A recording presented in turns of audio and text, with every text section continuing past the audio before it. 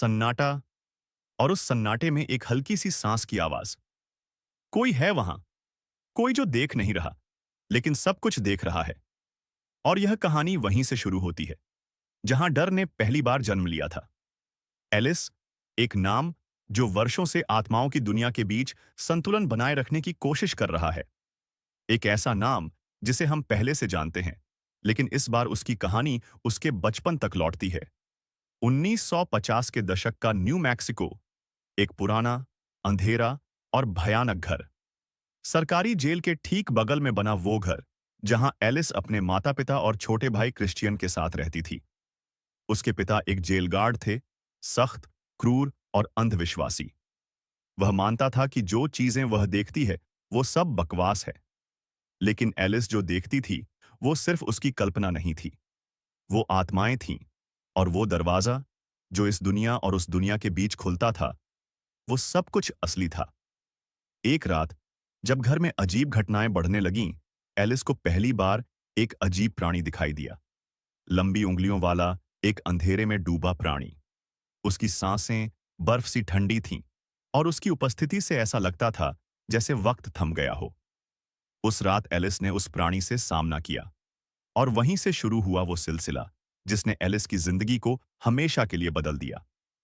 Alice के पिता ने उसके कहने पर यकीन करने के बजाय उसे एक अंधेरी कोठरी में बंद कर दिया। एक छोटी बच्ची जो रो रही थी, कांप रही थी, और उस प्राणी की उपस्थिति उसके बिल्कुल पास थी।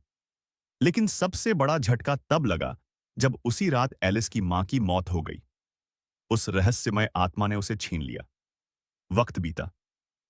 एलिस बड़ी हुई।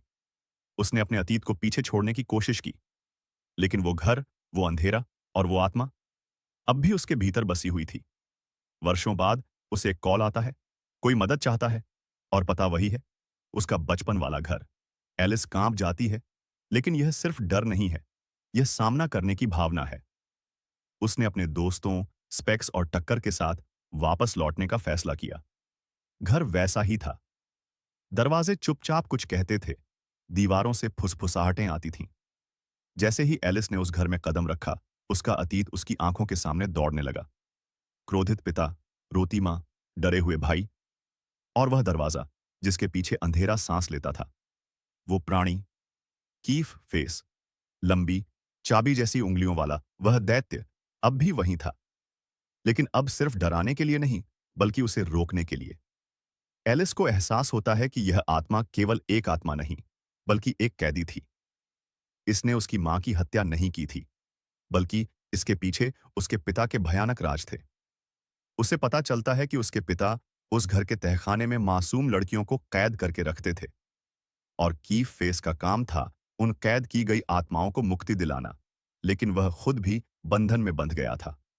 अतीत के डर से, बल्कि अपने भीतर के गिल्ट, दर्द और अपराध बोध से भी लड़ना पड़ा। इसी बीच एलिस की मुलाकात दो लड़कियों से होती है, मेलिसा और इमोजन, जो उसकी भतीजियां निकलती हैं। वो फिर से अपने भाई से जुड़ती है, जिससे सालों पहले उसने हर रिश्ता तोड़ लिया था। जैसे जैसे कहानी आगे बढ़ती है, एलिस फिर से द फर्दर में प्रवेश करती है।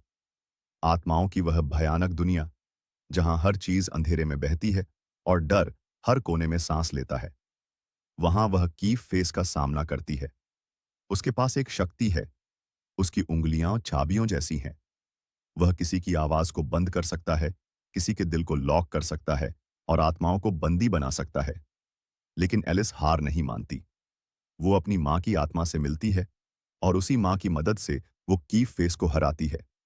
आत्माएं मुक्त होती हैं। एलिस, जो खुद को दोषी मानती थी, अपने अंदर फिर से भरोसा महसूस करती है। अपने भाई से मिलकर पुराने जख्मों पर मरहम लगाती है। लेकिन कहानी यहीं खत्म नहीं होती। एलिस को एक सपना आता है। एक छोटा लड़का, एक खौफनाक दानव के चंगुल में फंसा हुआ। वो लड़का है डाल्टन, और यही सपना अगले अध्याय की शुरुआत करता है। इंसीडियस की पहली फिल्म से जुड़ता है।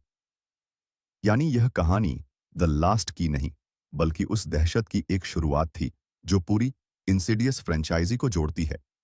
एलिस, जिसने डर को देखा, जिया और झेला, उसका सफर सिर्फ आत्माओं से नहीं, बल्कि इंसानी पापों से भी रहा। कभी कभी सबसे खतरनाक आत्मा कोई दानव नहीं होती, बल्कि एक इंसान होता है जो अपने गुनाहों को छिपाने के लिए दूसरों को पागल कहता है। एलिस की कहानी हमें यह बताती है कि डर से भागो मत, सामना करो, क्योंकि डर की सबसे बड़ी चाबी हमारे अंदर होती है।